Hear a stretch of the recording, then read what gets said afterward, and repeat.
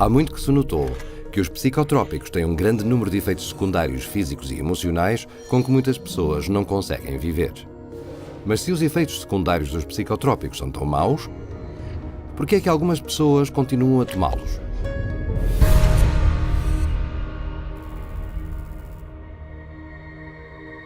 Os psiquiatras, as empresas farmacêuticas e mesmo as entidades governamentais são responsáveis pela segurança das drogas que põem no mercado. E embora admitam relutantemente a existência da maioria dos efeitos secundários dos psicotrópicos, há mais um que eles quase nunca mencionam. Every single one of these drugs are addictive, psychologically and or physically addictive. They change your body's makeup, you change your body how it reacts to things. And so even though people, in their psychological state, they may be over their depression, they physically will need that drug still. And so that becomes the complication of getting them off. I have people come to me on a weekend, they run out of refills, and they say to me, if I don't take this drug, I'm gonna get sick. If I don't take this drug, I'm gonna get sick. We don't talk about psychologically, we don't talk about depression, we don't talk about anxiety. I am going to get sick if I don't take this drug this weekend. It has nothing to do with psychology. Mas veja o que alguns psiquiatras, questionados numa conferência recente da APA, tiveram para dizer sobre a viciação. How addictive are psychiatric drugs? They aren't. Only benzodiazepines. They're not addictive at all. Antidepressants are not generally considered addictive. SSRIs are not addictive. Antipsychotics, they don't cause addiction. Major tranquilizers are all safe as far as addiction is concerned. The drugs that most of us are using in neuropsychiatry are not addictive at all. Então, quem é que está certo?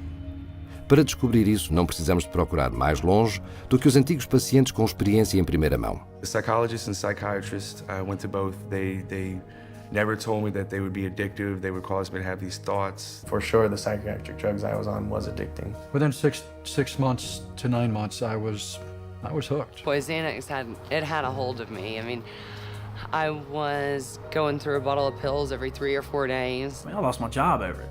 Over a prescription drug that's not supposed to be addictive, I lost my job. The reality is that it is addicting. It will wreck a person's life.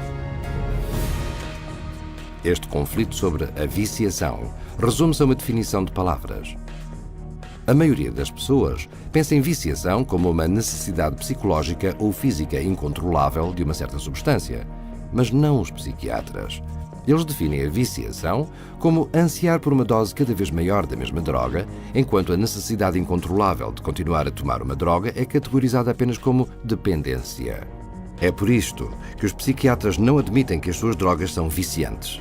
In their definition, a very small percentage of people become addicted. The reality is a large percentage of people can't get off these drugs, and they call that dependence.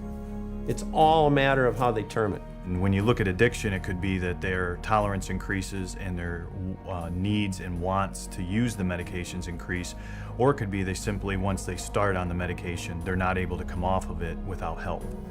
They try to, and as soon as they try to come off the medications, they start to have symptoms that are unwanted and obviously keep them wanting to take the medications again. When you explain to them how addictive it is, they are surprised because they're like, well, it's a prescription.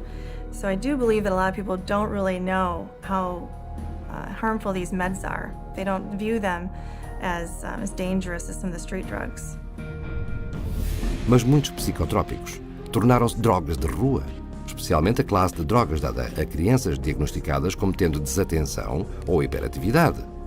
Estimulantes, como a Ritalina, Adderall e Certa, causam tanta habituação que foram listadas pela Drug Enforcement Administration dos Estados Unidos como drogas de classe 2, substâncias altamente viciantes na mesma lista que a morfina e a cocaína.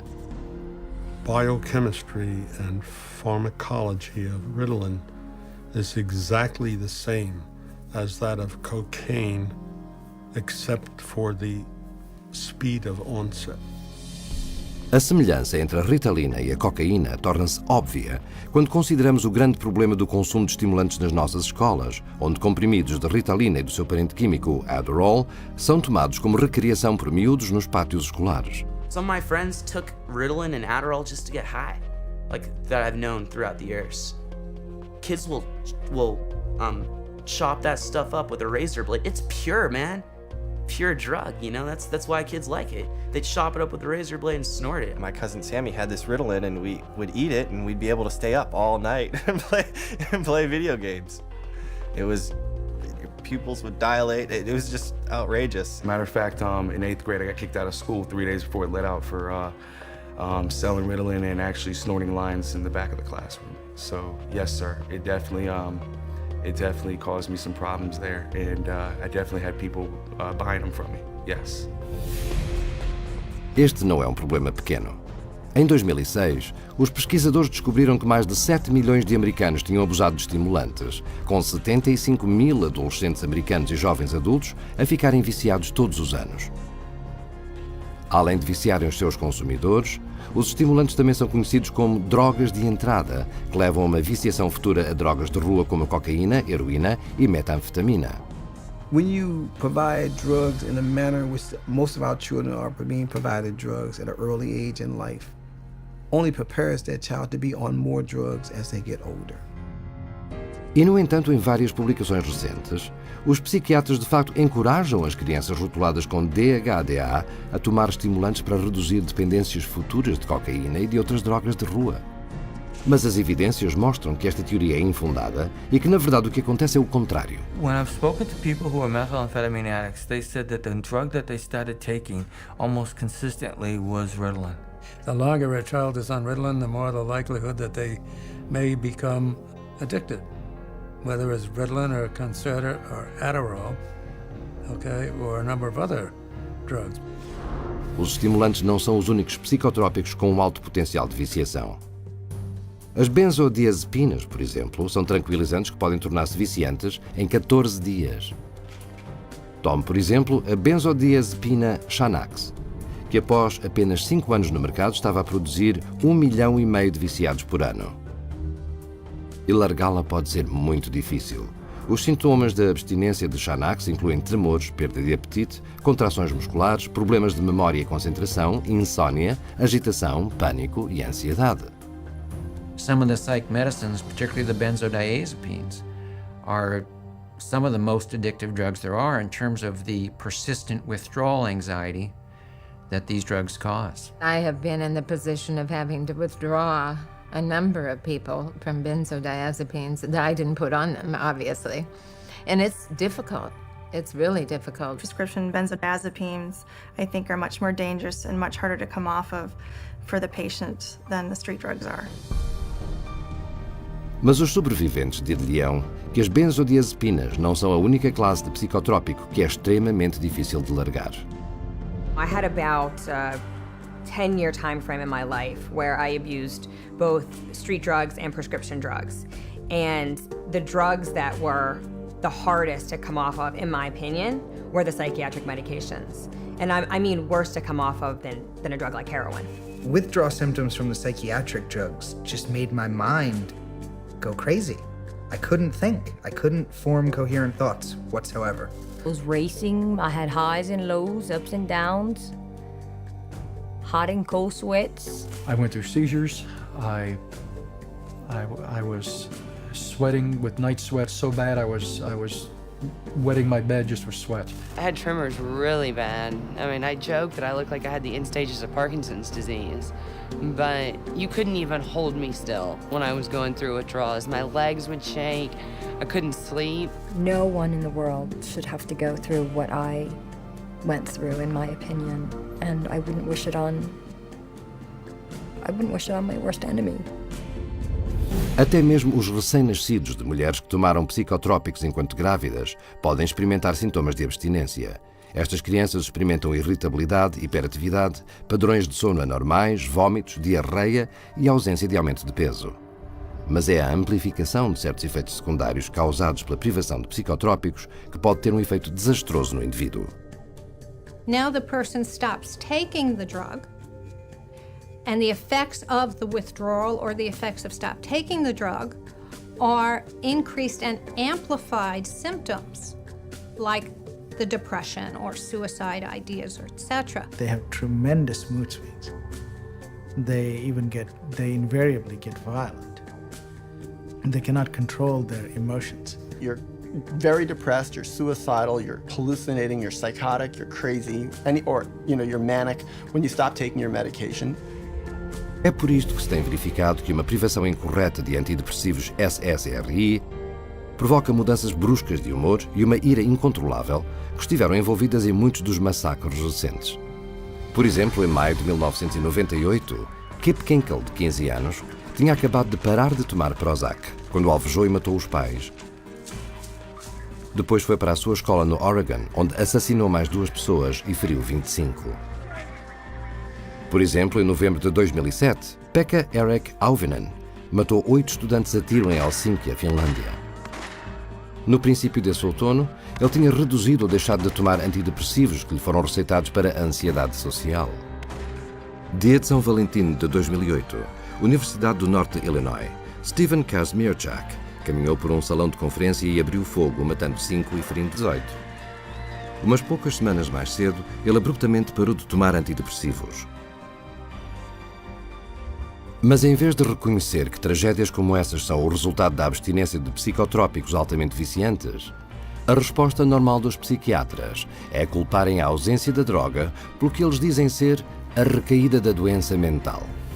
When a psychiatrist says that, well, the reason why they're feeling that way when they get off the drug is because, see, that shows you how bad they really need the drug.